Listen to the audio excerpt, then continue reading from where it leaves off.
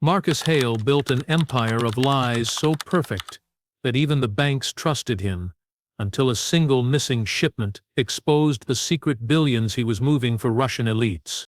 Derek Vaughan was the quiet mastermind who turned fake invoices into real fortunes. But when greed outgrew loyalty, the empire he helped build began to collapse from within. Leonid Baranov pulled the strings from Moscow's luxury penthouses, his money flowing through British streets like invisible blood, funding a global web of corruption that no one was meant to see. Together, their story reveals how a simple UK business became the beating heart of an international laundering machine, and how power, greed, and fear can turn ordinary men into ghosts in the world's darkest financial shadows. In 2013, a modest logistics company called Westline Imports Limited began its journey in the industrial outskirts of Birmingham. It was the kind of place most people ignored. A gray warehouse with faded signage, trucks coming and going, and workers who kept to themselves. The company's paperwork claimed it dealt in car parts, electronics, and luxury furniture. To anyone passing by, it looked like another small British business trying to make its way in a tough economy. But beneath the surface, Westline Imports was quietly becoming the center of one of the most complex financial crimes in modern UK history. The man behind the company was Marcus Hale, a soft-spoken entrepreneur with no criminal record and an unremarkable background. He had started as an ordinary warehouse manager, before suddenly transforming into a man with international clients, high-end cars, and a growing network of business associates. Those who knew him described him as polite but distant, someone who always seemed to be thinking 2 steps ahead. Within a year of starting Westline Imports, Marcus was already spending beyond what anyone could explain: expensive holidays in Monaco, a penthouse apartment in London, and a collection of imported vehicles that no legitimate logistics business could possibly fund. Marcus was clever. He made sure every detail of his company appeared clean. His tax filings were always on time, his bank statements looked consistent, and his staff were paid well enough not to ask questions. When auditors came, he showed them spotless records and convincing invoices for overseas shipments. Every number matched perfectly, but hidden behind the numbers was something extraordinary: millions of pounds moving in and out of his company every month. The pattern was subtle, almost invisible, designed to look like natural business growth. No one noticed that most of the clients listed on his invoices didn't actually exist. What Marcus built wasn't just a logistics business, it was a machine built to disguise money. Large transfers would arrive from unknown companies in Eastern Europe. Within hours, the money would be divided into smaller sums and sent to various partners across Europe, each transaction leaving behind a trail that looked legitimate. When questioned, Marcus would explain that these were payments for bulk shipments or consulting services. The banks believed him because his documentation was flawless. In truth, every penny was part of a carefully designed laundering network linked to powerful figures in Russia. In the early days, Marcus thought he was simply taking advantage of a loophole in the system, a way to make money faster than any regular business could. He told himself it wasn't a crime, just smart business. But as the numbers grew, so did the danger. The people behind those transfers were not ordinary clients. They were connected to oligarchs, politicians, and organizations that operated far beyond the reach of British law. Marcus had become their front man, whether he realized it or not. By the end of that first year, Westline Imports was handling transactions worth more than £20 million. The company's success became a local mystery. No one could understand how such a small operation was thriving in a declining market. Yet the truth remained buried under layers of fake paperwork and coded payments. Marcus Hale had just opened a door he would never be able to close again. Marcus Hale's transformation from a modest businessman to a millionaire was not a story of luck or timing. It was the result of a partnership forged in secrecy, one that connected him to men far more dangerous and powerful than he could ever imagine. The real power behind Westline Imports came from 3 shadowy figures who never appeared in company records but controlled its every move from behind the curtain. Each of them brought something essential to the operation: influence, expertise, and access to money that needed to disappear. The first was Leonid Baranov, a former Russian banker who had spent years managing offshore accounts for wealthy oligarchs. After a quiet exit from Moscow following a corruption scandal, Leonid had relocated to Cyprus, where he continued his trade under the radar. He had the kind of connections that could move millions through multiple countries without leaving a trace. Leonid was the architect, the man who understood the mechanics of international finance better than anyone else in the circle. His clients included Russian elites, desperate to protect their wealth from sanctions and political scrutiny. The second was Derek Vaughan, a British financial expert who had once worked for a major London hedge fund. After being fired for insider trading, he vanished from the corporate world and re-emerged in the shadows of financial crime. Derek had the technical skills to build offshore companies, manipulate accounts, and design complex paper trails that fooled even the most advanced banking software. He became the silent accountant, ensuring that every transfer, every fake invoice, and every record fit perfectly into the illusion of legality. The last was Yuri Makarov, a man whose name appeared in no public records but whose presence was felt in every corner of the operation.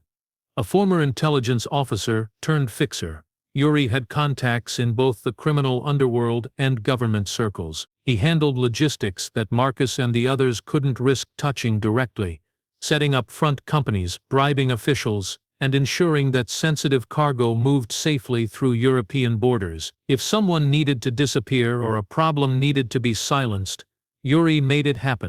Together, these men built a laundering network that stretched from Moscow to London.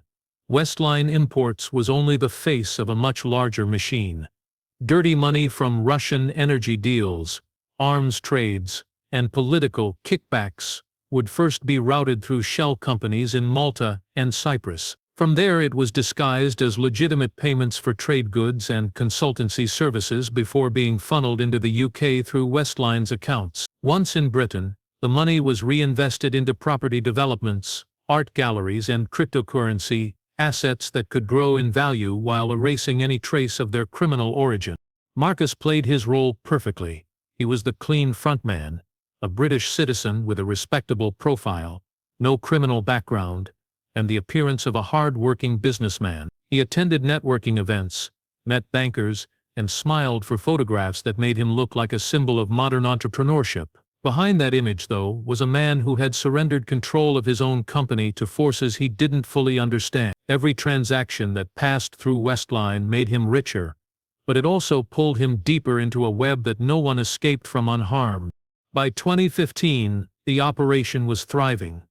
Leonid handled the flow of funds, Derek kept the accounts flawless, and Yuri managed the transport of goods that provided cover for their financial movement. The system was so sophisticated that even routine audits couldn't detect the fraud. To the outside world, Westline Imports had become a growing success story, winning trade contracts across Europe. To those who knew the truth, it was a washing machine for millions belonging to men whose power extended all the way to the Kremlin. Marcus had started to believe he was untouchable. He had money, status, and the loyalty of partners who promised protection. But he didn't realize that loyalty among men like Leonid, Derek, and Yuri was built only on profit. The moment things went wrong, he would discover how quickly partners could turn into ghosts, and how every empire built on deception eventually begins to crack. The system that Marcus and his partners built was a masterpiece of deception. A financial web so detailed and precise that even experienced investigators would have struggled to untangle it. At its core, the operation relied on movement, not stillness. Money never stayed in one place long enough to attract attention. Every transaction had a destination, a purpose, and a carefully fabricated paper trail. Each transfer told a story that appeared legitimate: car parts imported from Eastern Europe, luxury furniture delivered to London, consulting services billed to offshore firms. In reality, not a single box was ever shipped, and no service was ever performed. Everything existed only on paper, and that illusion was enough to fool the system. The process began with millions of pounds in dirty money coming from Russian companies tied to corrupt energy deals and political kickbacks. That money would first be split into smaller sums and routed through shell companies registered in countries with loose financial regulations, places like Cyprus, Malta, and the British Virgin Islands. These jurisdictions offered secrecy, allowing the real owners to hide behind fake directors and complex corporate structures. From there, the funds were sent to Westline Imports as payments for goods or services. Every invoice was carefully drafted to look authentic, complete with shipping numbers, product descriptions, and tax details. Marcus signed them all, knowing each one was a lie. Inside the UK, the money was processed through Westline's accounts at several banks. The trick was to make the flow of money look normal. Marcus's accountant, Derek Vaughan, ensured that no single transaction exceeded the thresholds that would automatically trigger an investigation. Instead, they made dozens of smaller transactions, £40,000 here, £75,000 there, each appearing as routine business. These small payments were then combined in secondary accounts and used to purchase high-value assets such as commercial properties, art pieces, and rare cars. Each asset could later be sold, turning laundered money into clean profits.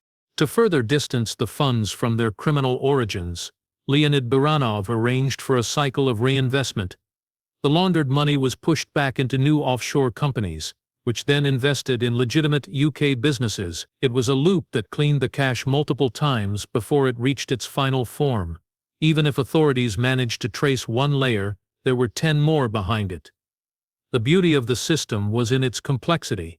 It was designed not to be invisible, but to look ordinary. Marcus believed they had built something indestructible. Every month, millions passed through his company without raising a single red flag. Banks even praised Westline's efficiency, offering him better credit lines and investment opportunities. The irony was almost poetic. The same institutions designed to prevent money laundering were helping it thrive. Marcus's lifestyle expanded with his success. Designer clothes, lavish parties, and real estate investments that made him look like a self-made millionaire. But while he enjoyed his new identity, his partners were using his business to move more than just money. Unbeknownst to Marcus, the accounts were also being used to fund covert operations and political deals across Europe. Some transfers supported front companies buying technology with potential military use. Others went to shell corporations tied to energy projects that never existed. Marcus's name appeared on all of it, even if he had no idea what the money was truly being used for. He was the perfect shield, British, respectable, and seemingly clean. By 2016, the group had laundered over £120 million. They called it the Cycle, a name that reflected how endlessly the money flowed. Every new account, every transfer, every fake invoice was a cog in the machine. Marcus had convinced himself that nothing could ever touch them. What he didn't realize was that the very perfection of their system was about to betray them. It only took one small error, one transaction that didn't fit the pattern, for everything to start falling apart. By 2016, Westline Imports had grown into a thriving empire on paper, and Marcus Hale had started to believe he was untouchable. His company's records were clean, his staff were loyal, and his partners were careful. Yet even the most perfect systems crack under the weight of their own complexity. The first sign of trouble appeared not through any grand investigation, but through something simple: an automated red flag inside a London bank. A single transaction worth £4.5 million had been logged as consulting fees sent from Westline Imports to a Maltese company that had never filed a tax return or listed an office address. To most banks, such a payment might pass unnoticed, but a junior compliance officer decided to double-check. Her report triggered an internal audit, and from there the file quietly found its way to the National Crime Agency. At first, the NCA didn't see anything alarming. On paper, Westline looked like a legitimate business with a history of clean transactions and registered partnerships. Marcus's tax filings were impeccable, and his company had passed every previous inspection. But one young investigator, tasked with reviewing the digital footprint of the companies connected to Westline, noticed something strange. Every business linked to Marcus, from his clients in Malta to his suppliers in Cyprus, used email addresses registered through a small Russian web service provider. The pattern was subtle, almost invisible, but enough to raise suspicion. The investigator dug deeper, cross-referencing the email domains with previous reports from Europol and financial watchdogs. Several of those domains had appeared in other cases connected to Russian shell companies. It was the first small thread in what would become a massive web of corruption. The NCA quietly opened a preliminary inquiry, codenamed Operation White Veil, to observe Marcus's transactions without alerting him. Over the next few months, they monitored every transfer, tracing where the money came from and where it went. As they mapped out the connections, something astonishing emerged. Many of the payments coming into Westline matched outgoing transfers made by companies already flagged for suspicious activities. The network spanned multiple countries, involving entities in Switzerland, the United Arab Emirates, and Hong Kong. Every time the investigators followed a lead, the trail seemed to vanish into another offshore account, but the consistency of Marcus's involvement was impossible to ignore. Even though he appeared to be running a normal business, the scale of his transactions was far beyond what any legitimate import company could generate. By late 2016, the NCA began freezing small accounts connected to the investigation, testing how the network would react. Within hours of each freeze, new accounts appeared in different names, all connected to the same IP address in Birmingham. It confirmed what they had suspected. Marcus was part of something larger and far more organized. Still, they didn't have enough to arrest him. They needed hard proof that the money was criminal in origin. Meanwhile, Marcus remained unaware that the walls were closing in. He continued his lavish life, buying properties, attending charity events, and enjoying the respect of the business community. His confidence grew as he believed every transaction was under control. But behind the scenes, analysts were dissecting his entire financial history, reconstructing the hidden architecture of his empire piece by piece. The real break came when one of Westline's smaller transfers accidentally bounced back due to a clerical error. Receiving company in Cyprus no longer existed, yet its bank account was still active, a red flag for fraud investigators. When they followed the trail, they discovered that the company's listed director was a Russian national already under investigation for laundering oil profits. The connection between Marcus's company and sanctioned individuals turned a routine inquiry into a high-priority case. What began as a small inconsistency had now become a growing storm. The perfect illusion Marcus had built for years was starting to unravel, and for the first time, the name Westline Imports appeared on the NCA's radar as a potential laundering front for Russian money. Marcus didn't know it yet, but the quiet life he had built was about to be shattered. The deeper the National Crime Agency dug into Westline Imports, the more peculiar the numbers became. Every financial statement seemed too neat, every transaction too perfectly timed. It was as if someone had written a flawless script and rehearsed it for years. Yet in every polished operation, there is always one human mistake. That mistake appeared when investigators discovered the name Mr. Black listed on dozens of Westline's accounting files. The name sounded fabricated, no first name, no company title, just Mr. Black, but the signature attached to it was digitally verified, meaning someone real had access to the accounts. Tracing that signature would become the breakthrough that the NCA had been waiting for. For months, they tried to locate this mysterious accountant. The address listed on Westline's tax filings led to an empty office building in London, long abandoned and registered under a shell company. Phone numbers went unanswered, and emails bounced back. It seemed Miss Black existed only inside Westline's network of digital records.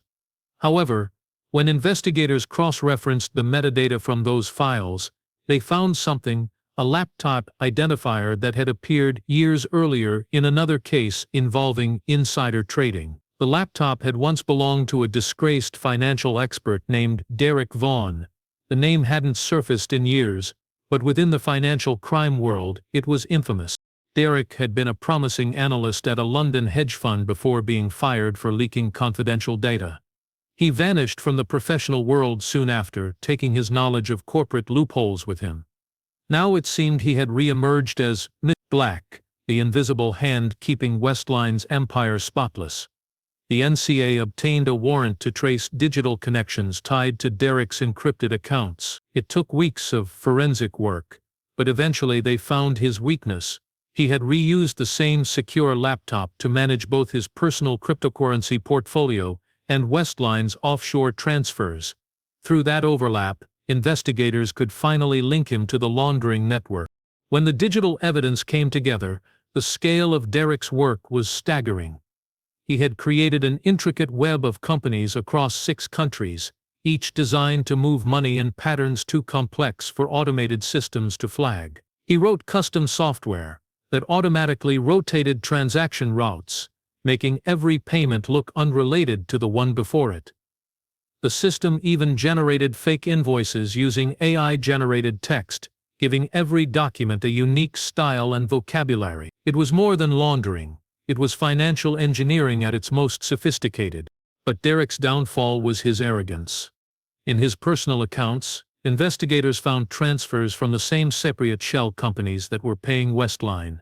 He had been paying himself bonuses directly from the operation's profits. Those payments were small, never more than a few £1,000s, but enough to prove his involvement. Once the NCA matched the timestamps of those transactions with Marcus Hale's account movements, the connection became undeniable.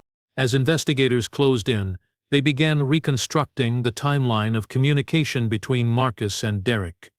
Encrypted messages revealed Derek's true role. He was not just an accountant, but a strategist, advising Marcus on how to move funds through the UK banking system without detection. His tone was clinical and detached, more like a technician maintaining a machine than a man committing crimes. He spoke of pressure valves and flow cycles, describing the money as if it were an engine that needed constant calibration.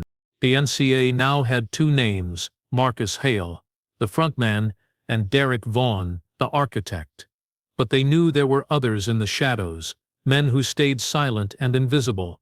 Every clue pointed toward a deeper conspiracy stretching far beyond the UK. The investigators had caught sight of the machinery, but not the men turning the gears.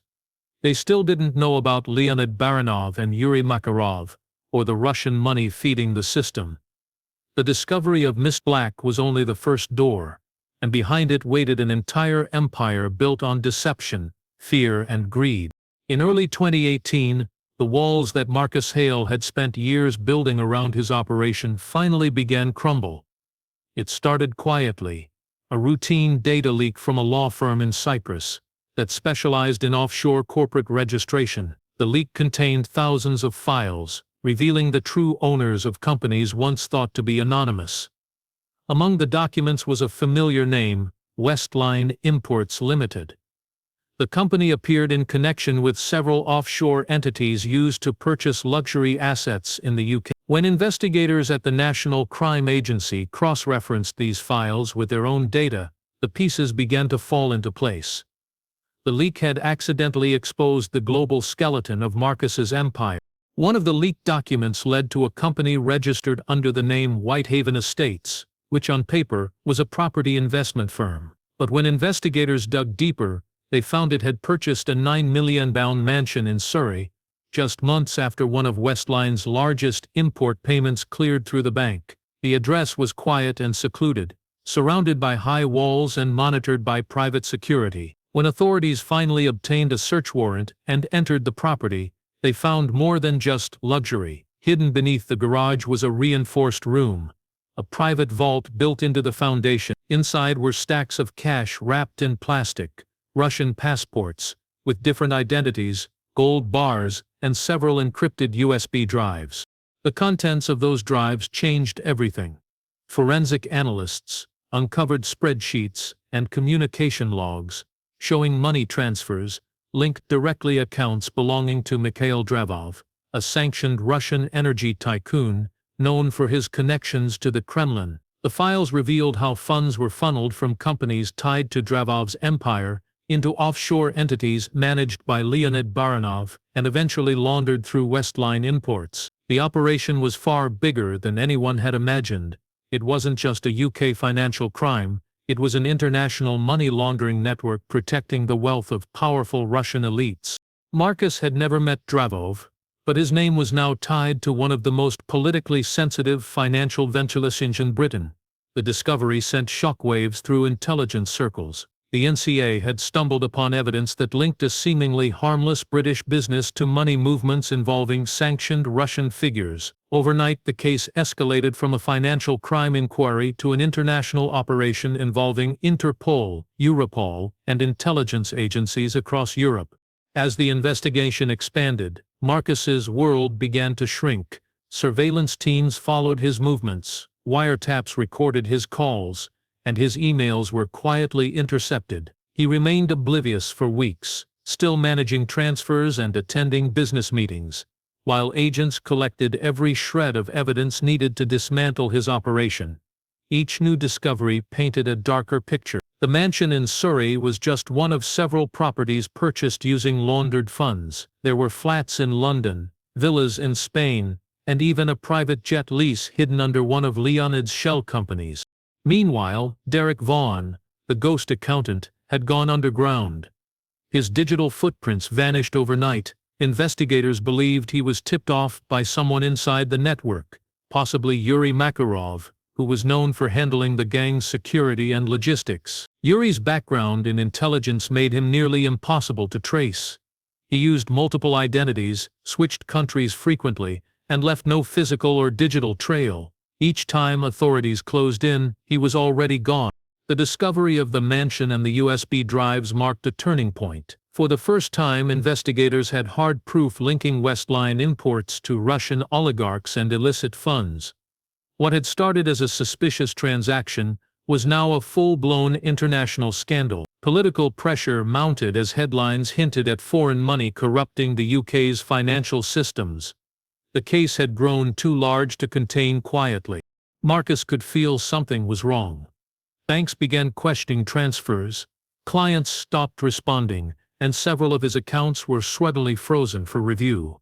His partners, once confident and composed, grew distant. Leonid's calls became rare and cryptic, while Yuri disappeared altogether. For the first time in years, Marcus felt a creeping sense of fear, not from the authorities, but from the men he had once trusted. The money was no longer his to control, and the power that once protected him was now preparing to bury him. By 2019, the empire Marcus Hale had built with precision and secrecy was collapsing faster than he could comprehend.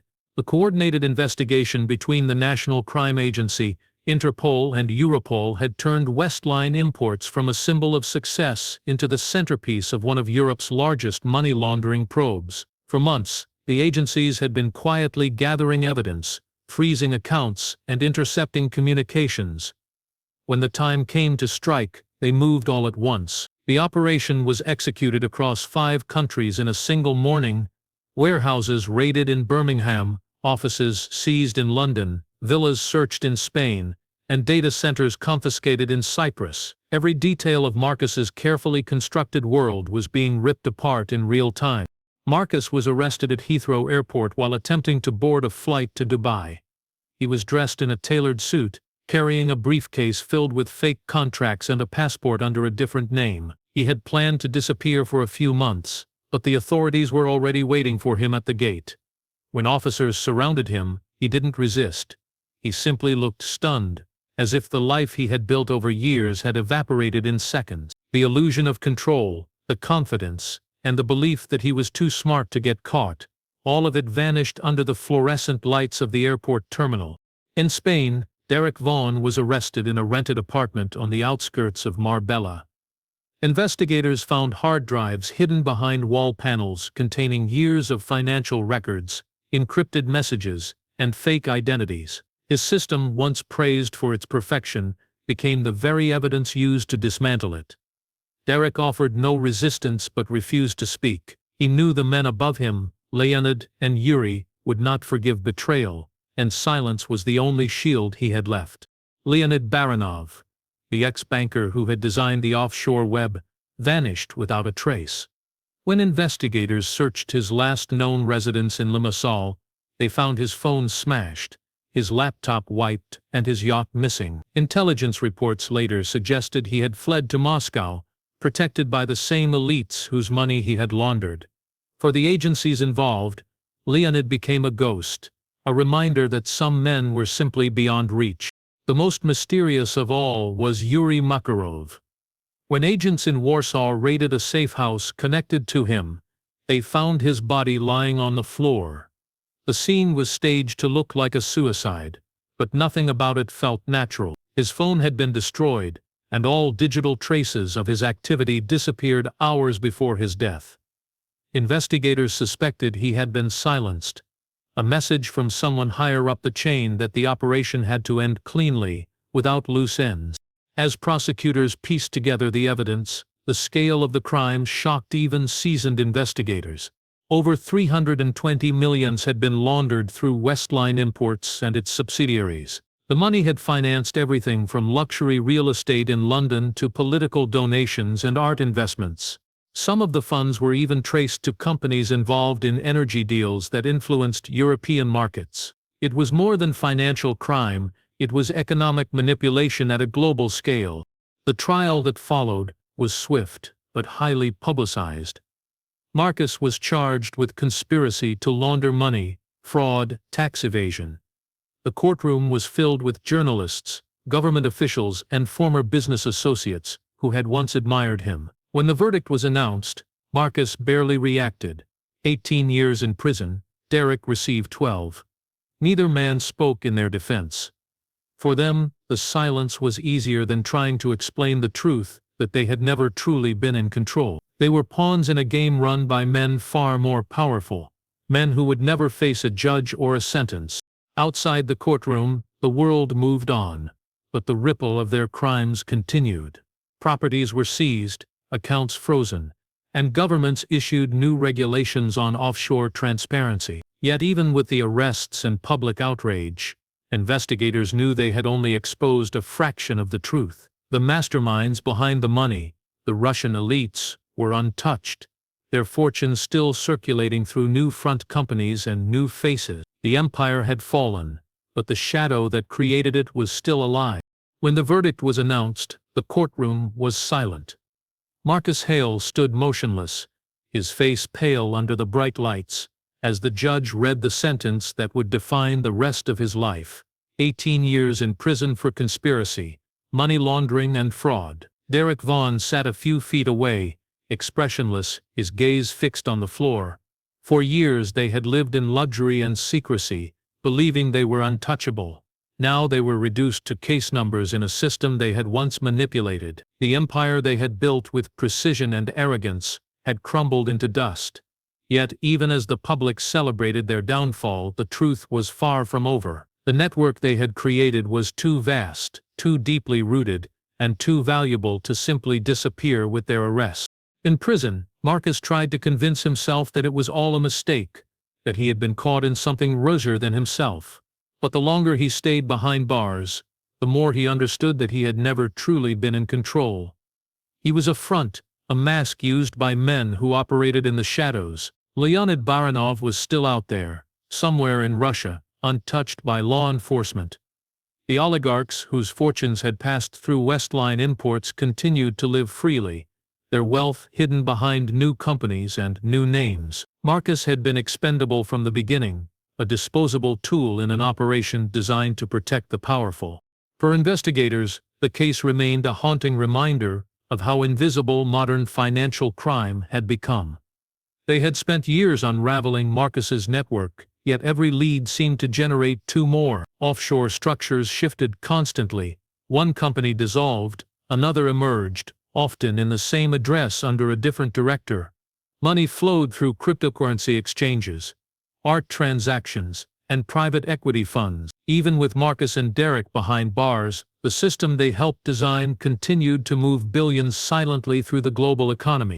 In 2022, an independent watchdog released a report revealing that several properties once linked to Westline's accounts had been quietly repurchased under new shell companies.